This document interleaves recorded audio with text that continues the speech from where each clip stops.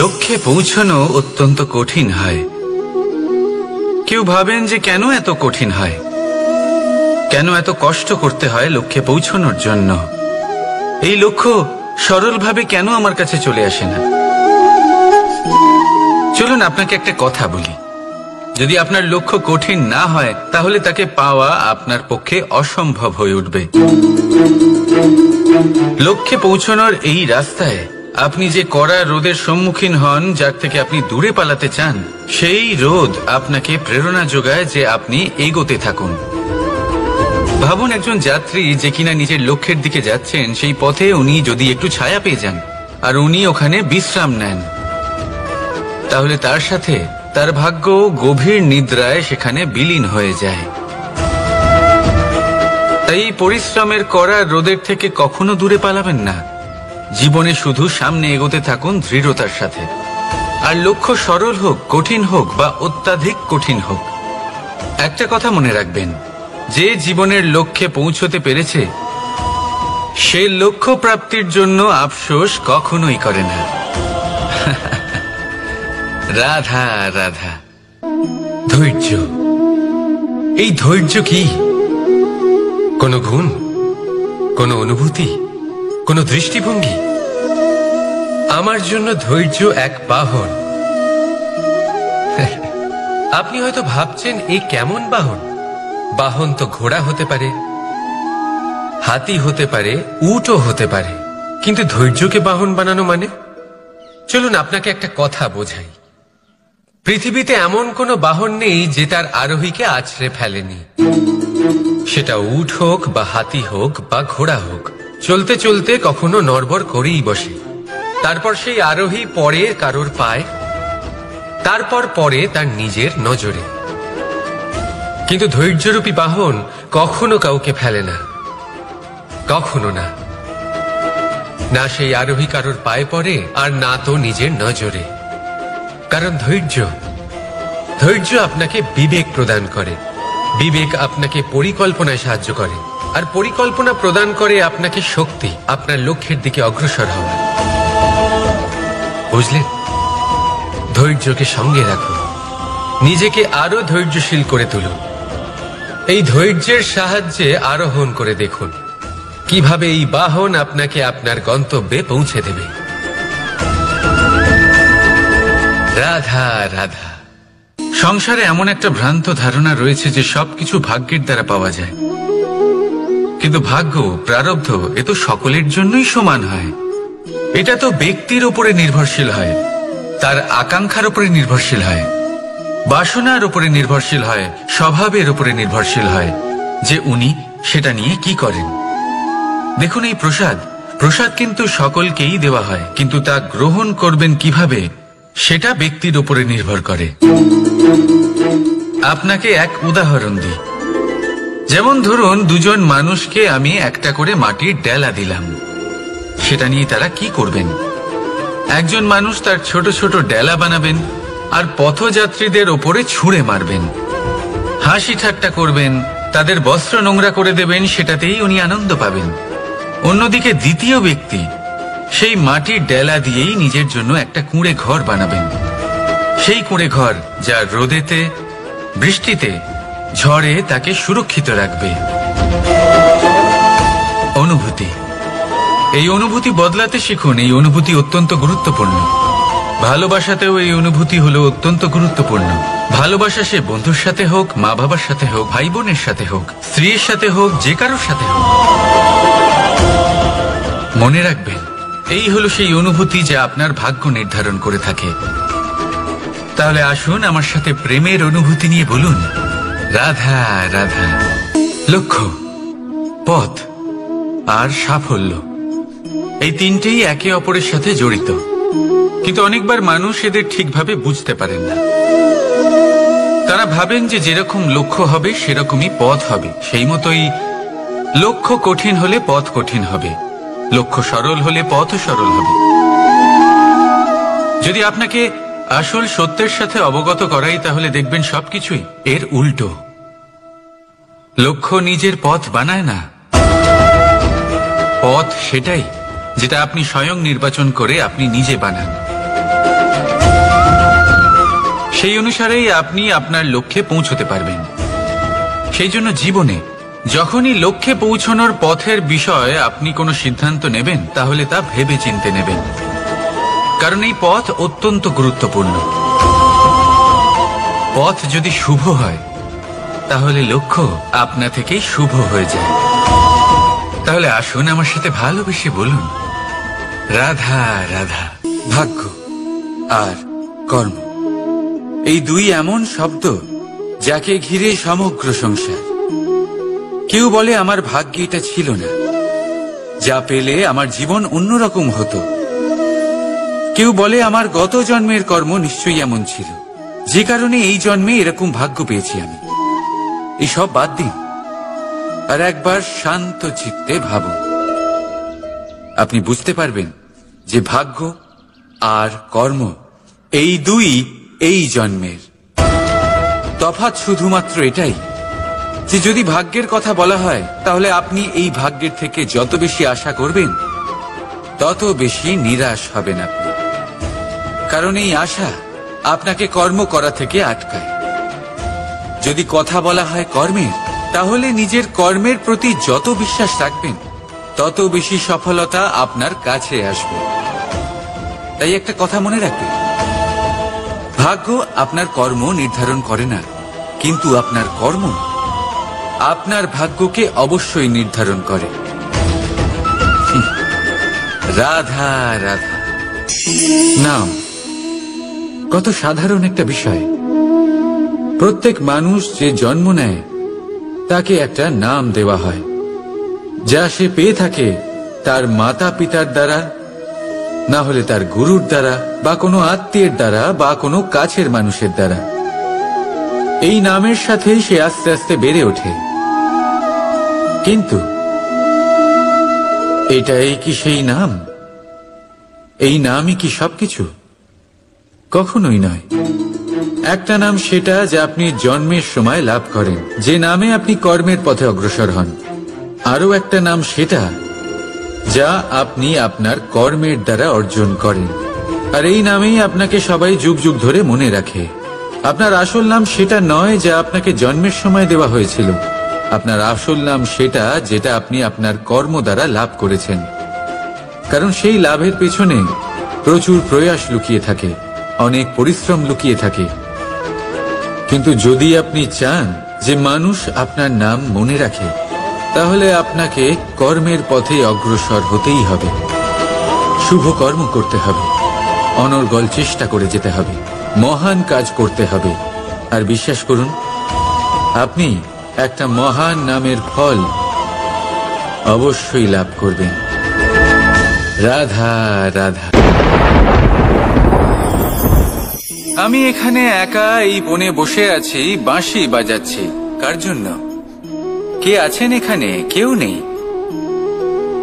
আমার প্রজা, আমার রাজ্য, আমার পরিবার আমার থেকে অনেক দূরে আছেন। আমি এখানে একা এই বনে বসে এই আকাশের এই রঙের, গাছের এই সব ফলের, মাটির সুবাসের আনন্দ উপভোগ করছি। কেন? আমি হলাম দ্বারকাধীশ। এমন কি রাজকীয় বা ভৌতিক সুখ রয়েছে যে আমি ওখানে পেতে পারি না?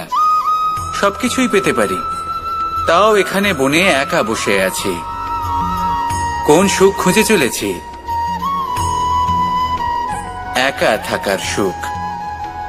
আমরা প্রত্যেকদিন অনেক মানুষের সাথে, চিন্তাধারার সাথে, কর্মের সাথে, পরিস্থিতির সাথে, সুখ দুঃখের দ্বারা বেষ্টিত থাকি।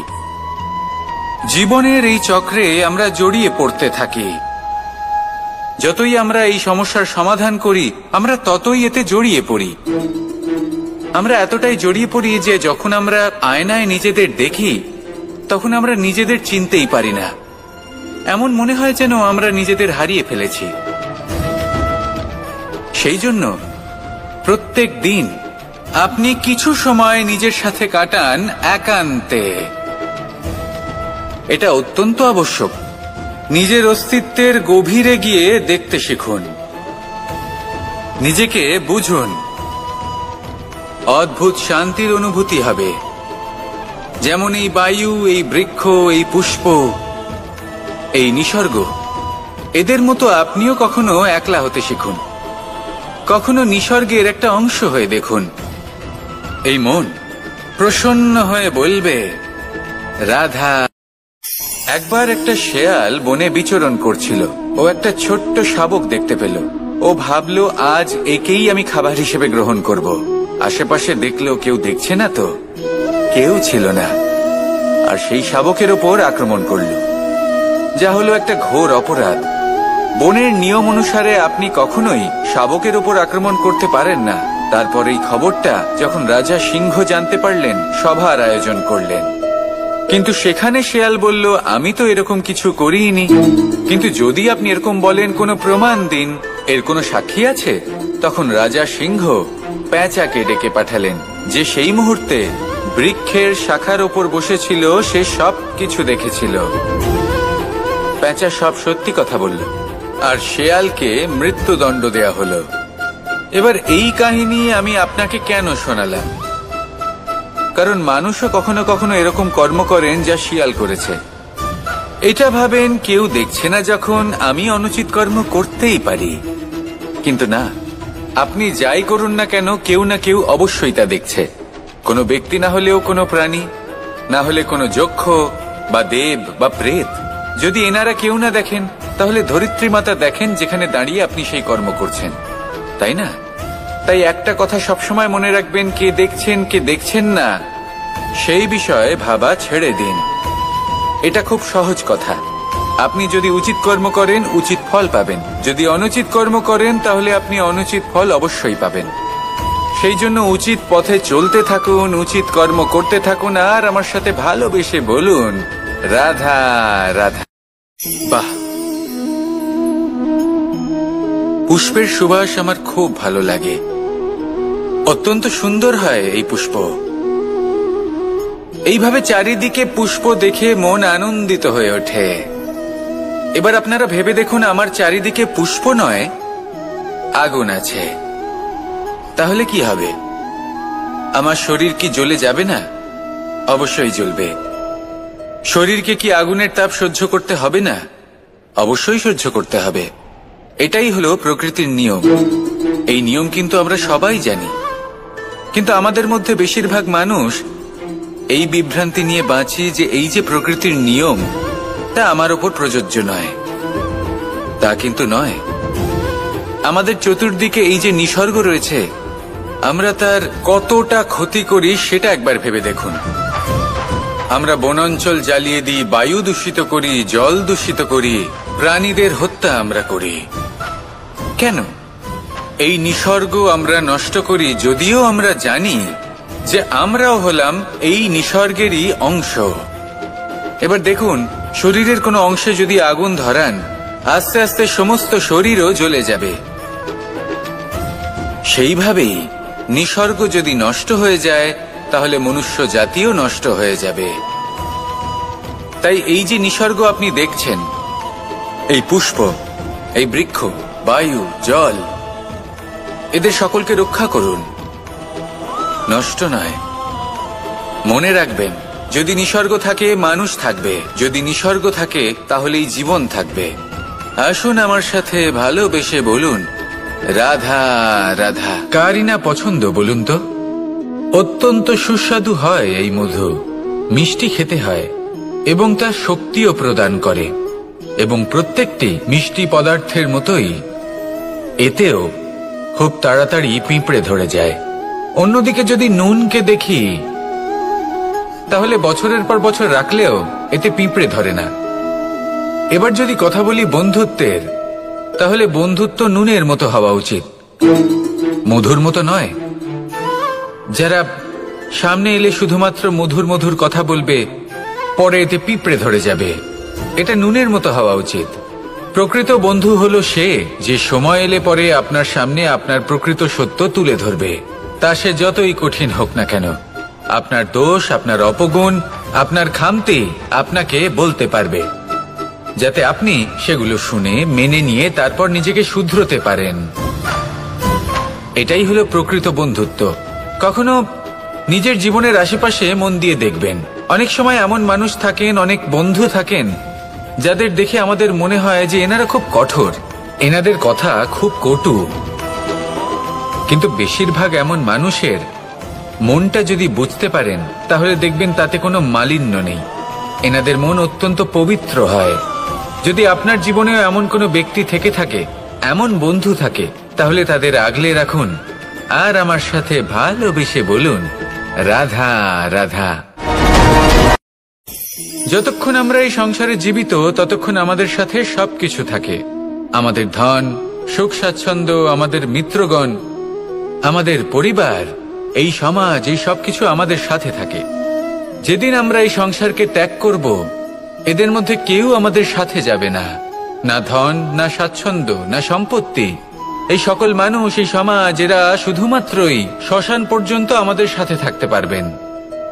তারপরে যদি আমাদের সাথে কিছু যেতে পারে তাহলে তা শুধুই আমাদের ধর্ম। আর এই সংসারে আমরা নিজেদের যে সুনাম রেখে যাই সেটা সম্ভব শুধুমাত্র কর্মের দ্বারা। সেই জন্য সংসারে যতদিন পর্যন্ত জীবিত আছেন, যদি কিছু অর্জন করতে চান তাহলে ধর্ম অর্জন করুন, ধর্মের বিষয়ে স্পষ্টতা অর্জন করুন এবং কর্ম অর্জন করুন। এটাই হবে আপনার অতীত এবং এটাই হবে আপনার ভবিষ্যৎ, এবং এটাই সকলকে প্রেরণা প্রদান করবে। আসুন আমার সাথে ভালোবেসে বলুন, রাধা রাধা।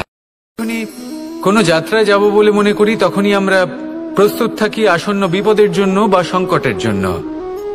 যেমন যদি আমাদের মনে হয় যে আজকের পরিবেশ খুব ঠান্ডা হবে, তাহলে আমরা গরম বস্ত্র ধারণ করি বা সেটাকে সাথে নিয়ে যাই। যদি মনে হয় যে বৃষ্টি হতে পারে বা বৃষ্টি হয়ে চলেছে, আমরা দেখছি, তাহলে আমরা একটা ছাতা সাথে নিয়ে নিই। আমরা প্রস্তুত থাকতে চাই এবং এটাই উচিত, এবং সেই কারণেই আমরা যাত্রায় সাফল্য লাভ করি। কিন্তু যদি আমরা কথা বলি জীবনযাত্রা নিয়ে, যা কিনা সব থেকে বেশি গুরুত্বপূর্ণ, তাহলে তার জন্য আমরা পূর্ণরূপে প্রস্তুত থাকি না। আশেপাশের মানুষ, এই সমাজ, আমাদের সাথী, আমাদের মিত্ররা যে কোনো মুহূর্তে বদলে যেতে পারেন। সেই জন্য আমরা নিজেদেরকে কখনো সাবধান করি না, কখনোই নিজেদের প্রস্তুত করি না। আমাদের এটা কখনোই মনে হয় না যে এরকম হতে পারে, আর সেই কারণেই শেষে গিয়ে আমরা অত্যন্ত দুঃখ পাই। একটা অমূল্য শিক্ষা আছে যেটা আমাদের লাভ করা উচিত, সতর্ক থাকা উচিত। এই জীবনযাত্রার জন্য শুধুমাত্র এই পরিবেশের বিষয়ে তথ্য সংগ্রহ করা বা তাকে অনুমান করা, এটুকু হলেই চলবে না। আমাদের আশেপাশের মানুষজনকে দেখতে হবে, তাদের স্বভাব পরিস্থিতির ওপর নজর রাখতে হবে। যখন তারা রং পাল্টাচ্ছেন নজর রাখতে হবে, তা অত্যন্ত আবশ্যক। পরিবর্তন আপনার জীবনে অবশ্যম্ভাবী, সঠিকভাবে তার সম্মুখীন হন। আসুন আমার সাথে ভালোবেসে বলুন, রাধা। যদি আমি আমার চোখ বেঁধে কোনো একটা নির্দিষ্ট দিকে নিজের সমস্ত শক্তি প্রয়োগ করে ছুটে যাই, তাহলে কি হবে? আমি কোথাও ধাক্কা খেতে পারি, নিজের ক্ষতি করতে পারি, কোথাও পড়ে যেতে পারি, তাই না? অর্থাৎ এটা নিশ্চিত এই কাজ আমার করা উচিত নয়। কিন্তু আজকের দিনে প্রত্যেকটা মানুষ এই কাজই করছেন, তাই না? কোনো কাজ করার পূর্বে সেই কাজের বিষয়ে সম্পূর্ণ তথ্য কোথায় সংগ্রহ করছেন? শুধু এটুকু জানেন যে এই কাজটা করলে কত ধন অর্জন করবেন আর কত নাম হবে, আর ব্যাস সামনে এগিয়ে যান। এটা উচিত নয়। পূর্ণরূপে যে কোনো কাজ করার আগেই সেই কাজের বিশ্লেষণ করে নেওয়া উচিত, তা বুঝে নেওয়া উচিত, এবং সেই বিষয়ে অবশ্যই খেয়াল রাখা উচিত যে আপনার শরীর এবং আপনার মন এই কাজ করার জন্য কি প্রস্তুত রয়েছে। যদি তা না হয় তাহলে প্রথমে নিজেকে শুধরে নিন, তারপরে সেই কাজ করুন। যদি এইভাবে জীবনে সামনে এগোন, তাহলে সাফল্যের সম্ভাবনা জীবনে অনেক বেশি বেড়ে যাবে। তাহলে এটাই করুন, আর আমার সাথে ভালোবেসে বলুন, রাধা রাধা। এই সংসারে সাফল্য লাভ করার জন্য জ্ঞানের প্রয়োজন হয়, পরিশ্রমের প্রয়োজন হয়, দৃঢ় নিষ্ঠার প্রয়োজন হয়, নিরন্তর চেষ্টা করা প্রয়োজনীয়। কিন্তু আরো কিছু আছে যা অত্যন্ত প্রয়োজনীয় এবং গুরুত্বপূর্ণ। তা হলো ভালো বন্ধু। তাদের থাকা অত্যন্ত প্রয়োজনীয়। যদি ভালো বন্ধু থাকে তাহলে সময় এলে তারা ঢাল হয়ে আপনাকে সুরক্ষা করবেন। সময় এলে অস্ত্রের মতো শত্রুকে সংহারও করবেন। যদি তিনি জ্ঞানী হন, তাদের মধ্যে সদ্গুণ থাকে, তাহলে এই সব গুণ আপনার মধ্যেও প্রবেশ করবে। তাহলে সাফল্যের জন্য ভালো বন্ধু পাওয়া অত্যন্ত প্রয়োজনীয়। কিন্তু শুধু বন্ধু কেন, ভালো শত্রুও থাকা প্রয়োজনীয়। এবার আপনি ভাববেন, এ আমি কি বললাম? যদি আপনার জীবনেও ভালো অর্থাৎ শক্তিশালী শত্রু থাকে, তাহলে আপনিও শক্তিশালী হতে থাকবেন। এই শত্রু আপনাকে প্রেরিত করবে আরো বেশি শক্তিশালী হয়ে ওঠার। কখনো কোনো হরিণকে দেখুন, তীব্র গতিতে দৌড়তে থাকে। কেন তীব্র গতিতে দৌড়য়? এই কারণে নয় যে কোথাও তার জন্য মধুর ঘাস অপেক্ষা করে রয়েছে, না। সে এই কারণে তীব্র গতিতে দৌড়য় কারণ সেটা না করলে তার পেছনে একটি সিংহ আছে যে ওকে নিজের ভোজন করে ফেলবে। তাই জীবনে বিপদ, সংকট এই সবকিছুও হলো অত্যন্ত গুরুত্বপূর্ণ। তার সম্মুখীন হতে শিখুন আর আমার সাথে ভালোবেসে বলুন, রাধা। ঘৃণা, প্রেম, রেগে যাওয়া, মান ভাঙানো, ভুলে যাওয়া, এই সকল অনুভূতি মানুষের জীবনে অত্যন্ত গুরুত্বপূর্ণ। মানুষের এই অনুভূতিগুলো না থাকলে মানুষ একটা যন্ত্রের থেকে বেশি আর কিচ্ছু নয়। কিন্তু এই অনুভূতি আপনি ভুল দিকে চালিত করলে এরাও আপনাকে আর মানুষের মতো বাঁচতে দেবে না। যদি ঘৃণার কথা বলেন, যদি আপনি কোনো ব্যক্তিকে ঘৃণা করেন, সেটা কেন? ব্যক্তিকে ঘৃণা করবেন কেন? ঘৃণা করুন তার স্বভাবগুলিকে, সেই স্বভাবগুলিকে যা সেই ব্যক্তিকে অপ্রিয় করে তুলছে। কারণ স্বভাব পাল্টানো যায়। সেইভাবেই রাগ করুন, কিন্তু তাদের কথায়, তাদের উপরে না। কারণ কথা বদলে দেওয়া সম্ভব। ভুলতে হলে ভুলুন তাদের ত্রুটি, তাদের নয়। কারণ ভুল অবশ্যই শুধরে নেওয়া যায়। প্রেম করুন তবে তাদের আত্মার সাথে, তাদের অনুভূতির সাথে, শরীরের সাথে নয়। কারণ শরীর হলো নশ্বর। বলুন কিন্তু খারাপ ভাবে নয়, ভালোবেসে। রাধা রাধা। আমাদের শরীর প্রকৃতির সর্বশ্রেষ্ঠ রচনা। যে অঙ্গ প্রত্যঙ্গ আমরা লাভ করেছি, প্রত্যেকটির মধ্যে একটি নিজস্ব বার্তা রয়েছে। একটু ভেবে দেখুন, দুটি চোখ দিয়েছে দেখার জন্য, দুটি কান দিয়েছে শোনার জন্য, নাসিকাও আছে দুটি, দুটি হাত দিয়েছে দ্বিগুণ পরিশ্রম করার জন্য। কিন্তু জীব শুধুমাত্র একটি। তার উপরেও তীক্ষ্ণ বলিষ্ঠ দাঁত দিয়েছে তার রক্ষার জন্য। কখনো ভেবে দেখেছেন কেন?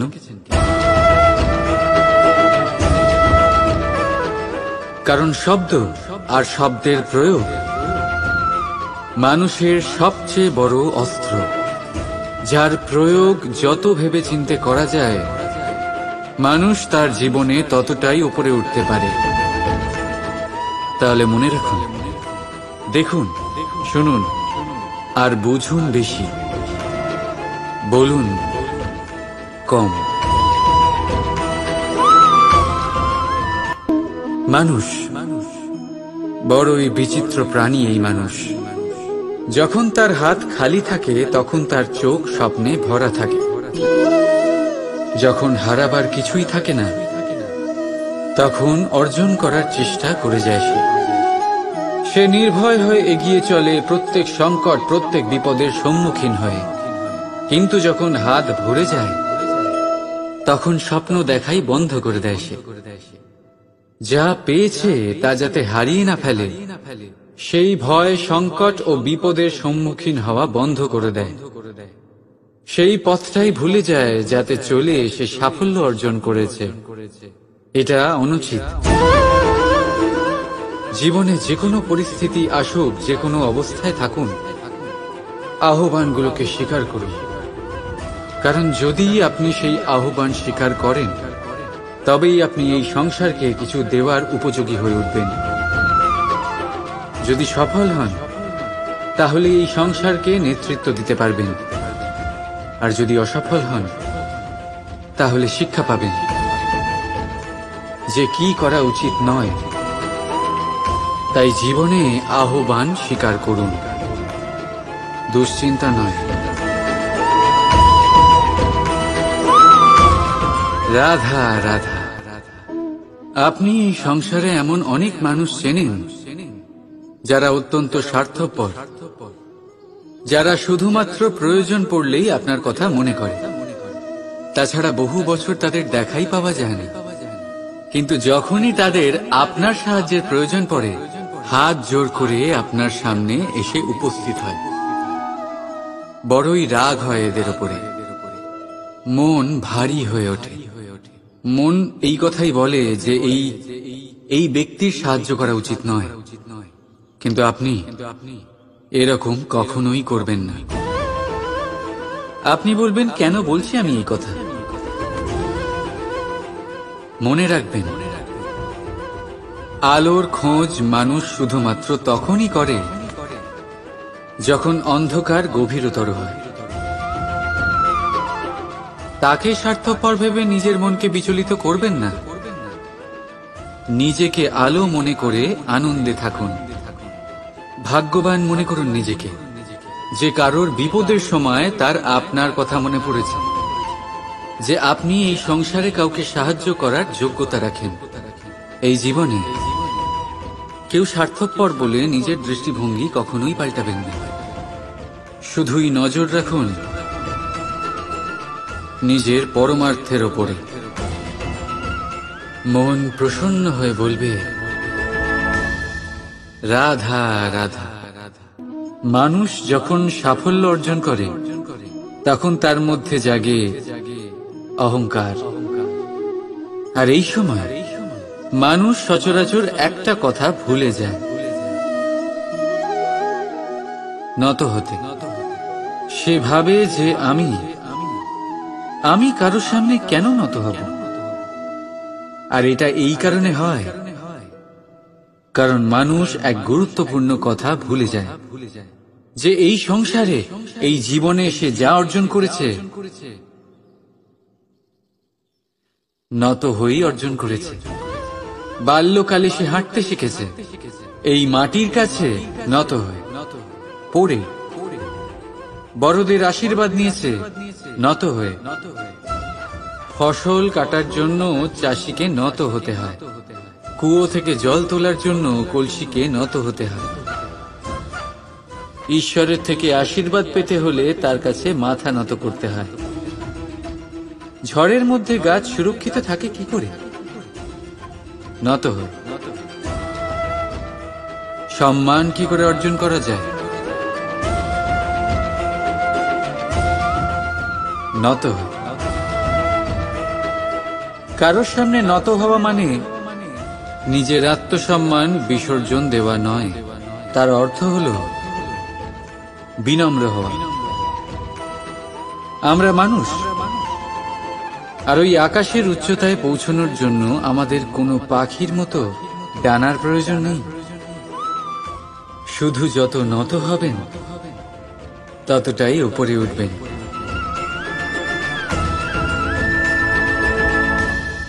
রাধা রাধা। পরীক্ষা এমন এক ব্যবস্থা যেখানে আমাকে, আপনাকে, সকলকে কখনো না কখনো অংশগ্রহণ করতেই হয়।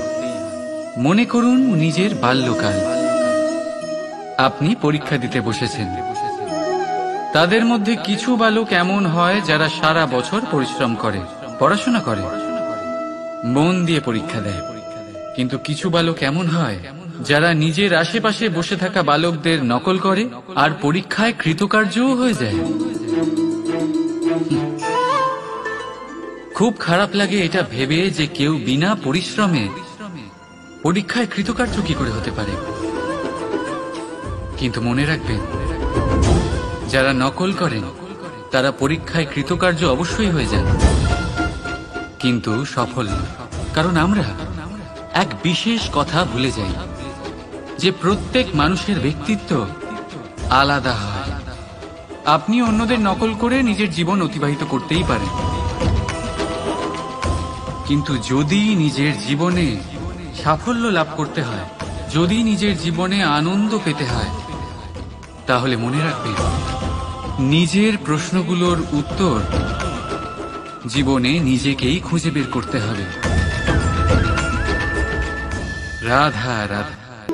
কখনো বৃষ্টির জন্য হওয়া কাদার মধ্যে দিয়ে আপনি নিজের বাড়ি ফিরেছেন? পাদুকা পরার জন্য আপনি ওই কাদা থেকে অবশ্যই বেঁচে যান, কিন্তু সেই পাদুকা থেকে আগত নোংরা কাদার ছিটে আপনার বস্ত্রকে ময়লা করেই দেয়। কিন্তু তাও সেই ছিটের জন্য আপনার বস্ত্র ময়লা হয়ে যাবে, সেই জন্য আপনি পাদুকা পরা ছেড়ে দেন না। ঠিক সেইভাবেই জীবনে এমন কিছু মানুষও আসেন যারা পাদুকার মতো হন, যারা আপনাকে কাদার থেকে বাঁচিয়ে নেন, কিন্তু বস্ত্ররূপী আপনার মনের উপরে আশঙ্কার দাগ ছেড়ে যান। এইসব মানুষের জন্য নিজের মন ছোট করার কোনো প্রয়োজন নেই। প্রয়োজন আছে শুধু এটা ভাবার যে আপনি নিজের পা কাদার থেকে বাঁচাবেন নাকি আপনার বস্ত্র। জীবনে গম্ভীর হওয়া ভালো কথা, কিন্তু সমস্ত বিষয় যদি গম্ভীরভাবে ভাবতে থাকেন তাহলে জীবনের আনন্দটাই শেষ হয়ে যাবে। এই সংসার অস্থায়ী, এখানে এমন কিছুই নেই যা চিরকাল জীবিত থাকবে। তাই যতক্ষণ এই জীবন আছে সন্তুষ্টি আর আনন্দ নিয়ে বাঁচুন। নিজের ওপর আগত কাদার ছিটের দিকে মন দেবেন না, শুধু আনন্দ বিতরণ করুন। মন প্রসন্ন হয়ে বলবে রাধা রাধা। জীবন কি? এই জীবন আমরা জন্ম নিই, বড় হয়ে উঠি, আমাদের মা বাবা আমাদের পালন করেন, তারপর তাদের অর্থ দিয়ে আমাদের বাল্যকাল কাটে, আমরা আরো বড় হই, বিবাহ বন্ধনে আবদ্ধ হই, আমাদেরও সন্তান হয়, আমরা তাদের পালন করি, তারপর আমরা বৃদ্ধ হই, আর একদিন এই সংসার ছেড়ে আমরা সকলে চলে যাই। এটাই কি জীবন? আপনার মনে এই প্রশ্ন হয়তো অনেকবার জেগেছে, তাই না? এবার একটু জলের যাত্রাপথ লক্ষ্য করুন। সাগর থেকে বাষ্প হয়ে ওঠে এই জল, মেঘ হয়ে ঝরে পড়ে সে, তারপর নদী হয়ে আবার সাগরে মিলিয়ে যায়। কিন্তু কখনো এই প্রশ্ন করে না যে তার জীবন কি, তার উদ্দেশ্য কি। প্রতিটা মুহূর্ত বাঁচে সে, আর অন্যদের যতখানি সম্ভব সাহায্য করে। যখন সাগরে থাকে তখন অসংখ্য জীবকে জীবন দান করে। যখন সাগর থেকে বাষ্প হয়ে মেঘ হয়ে যায় তখন চাষিদের মনে এই আশা জাগায় যে ফসল আবার ফলবে। যখন বর্ষা হয়ে ঝরে পড়ে তখন এই শুকনো তৃষ্ণার্ত ধরিত্রীর তৃষ্ণা মেটায়। আর যখন নদীতে থাকে তখন তার পাড়ে নানান গাছপালার জন্ম দেয়। কিন্তু ভাবুন, জল কি কখনো এটা ভাবে যে তার জীবন কি বা তার জীবনের উদ্দেশ্যটাই বা কি? না, সে শুধু নিজের ধর্ম পালন করে যায়, আর যতটা সম্ভব সবাইকে আনন্দ প্রদান করতে থাকে। সেই জন্যই জীবনে কখনো এই প্রশ্ন করবেন না যে এই জীবন কি, এই জীবনের উদ্দেশ্য কি। শুধু এই জীবন বাঁচুন, আর যতটা সম্ভব সবাইকে আনন্দ প্রদান করুন। মন প্রসন্ন হয়ে বলবে রাধা রাধা। এই তালাটা দেখতে পাচ্ছেন আপনি? এই তালাকে ভেঙেও খুলে দেওয়া যায়, আবার ভালোবেসেও খুলে দেওয়া যায়। অর্থাৎ এই তালাটা আপনি এই চাবির দ্বারাও খুলে দিতে পারেন, এই হাতুড়ি দিয়েও খুলে দিতে পারেন। কিন্তু এই খোলাতে তফাৎ আছে। যদি তালা খোলার জন্য আপনি সেটা ভেঙে ফেলেন তাহলে তা পরের বার আর কাজে লাগবে না। কিন্তু যদি এটা আপনি চাবির দ্বারা খোলেন, তাহলে তা চিরকাল কাজে লাগবে। আমাদের জীবনে সম্পর্কগুলো কিছুটা এরকমই হয়। আমাদের জীবনের আনন্দরূপী ধন রক্ষা করে এই সম্পর্ক, কিন্তু ভালোবেসে। যদি ক্রোধের দ্বারা এই সম্পর্ক রক্ষা করা হয়, তাহলে পরে তা কোনো কাজে আসে না। তাই সম্পর্ক সবসময় প্রেমের চাবি দিয়ে খুলুন, কারণ প্রতিবার নতুন তালা আপনি ব্যবহার করতেই পারেন, নতুন সম্পর্ক করতে পারবেন না। রাধা রাধা। এবারে আপনারা ভাবছেন যে আমি এত একাগ্রতার সাথে এই পিঁপড়েকে কেন দেখছি। আপনাকে বলি যে আজ এই পিঁপড়েকে দেখে আমি মন্ত্রমুগ্ধ হয়ে গেছি। ওর রূপ বা ওর আকার দেখে নয়,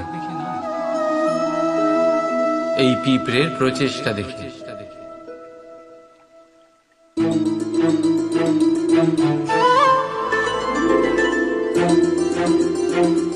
আপনি জানেন, অজস্র পরিশ্রমের পরেই পিঁপড়ে তার নিজের একটা ছোট বাড়ি বানাতে পারে, যা অন্য প্রাণীদের জন্য অত্যন্ত সহজ ব্যাপার। তাই পিঁপড়ের জন্য তার জীবনের সবচেয়ে বড় ঘটনা, সবচেয়ে বড় সাফল্য তার। ভবিষ্যতে এই পিঁপড়ে থাকুক বা না থাকুক, তাদের বানানো বাড়ি বহু বছর অবধি টিকে থাকে। জীবনে সাফল্যের সাথেও ঠিক এমনটাই ঘটে। আপনি একদিনে সাফল্য লাভ করতে পারবেন না, কিন্তু যদি আপনি প্রতিদিন চেষ্টা করতে থাকেন, তবে একদিন আপনি অবশ্যই সাফল্য লাভ করবেন। মনে রাখবেন, ভাগ্যের দ্বার তাদের জন্য উন্মুক্ত হয় না যারা হার মেনে নেয়। ভাগ্য তার দ্বার তাদের জন্যই খোলে যারা বসে না থেকে প্রয়াস করে সেই দরজার কড়া নাড়াতে। তাই প্রয়াস করতে থাকুন, সাফল্য অবশ্যই একদিন না একদিন আপনার কাছে আসবেই। রাধা রাধা। সাগরে সেতু বাঁধার গল্প তো আপনারা নিশ্চয়ই শুনে থাকবেন। রামচন্দ্রের সেনাকে 100 যোজন সমুদ্র অতিক্রম করে লঙ্কায় আক্রমণ করতে হতো। সেতুকার নল আর নীল সেতু বাঁধার উপায় বের করল, কিন্তু প্রশ্ন ছিল সেতু বাঁধা কি করে হবে। সমুদ্র অত্যন্ত গভীর, কত পাথর দেওয়া হলে এই বিশাল সমুদ্র অতিক্রম করা সম্ভব হবে। তখন এক উপায় নির্ধারিত হল।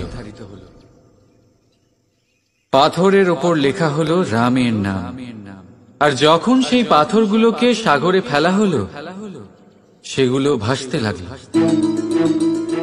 এবারে কেউ বলবেন এটা রামচন্দ্রের নামের মহিমা, কেউ বলবেন এটা নারায়ণের কোনো জাদু, কিন্তু না, এটা রামচন্দ্রের সেই গুণ, ওনার ব্যক্তিত্বের সেই মহান দিক যা ওনার প্রতিনিধিত্ব করেছে। তাই সেই পাথরও সাগরে ভেসে ওঠে।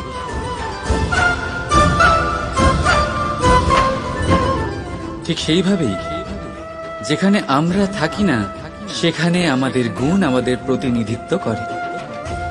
আমাদের নামের শক্তি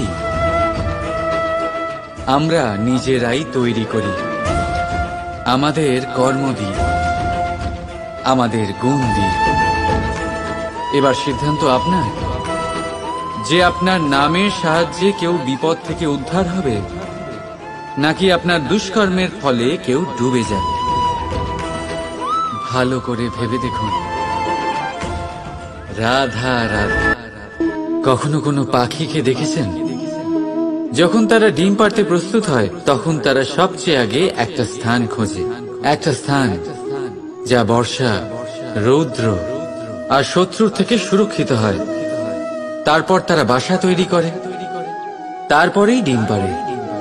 আর তারপর যখন সেই ডিম ফুটে তার সন্তানদের জন্ম হয়, সে তাদের খাবার খাওয়ায়, তাদের রক্ষণাবেক্ষণ করে।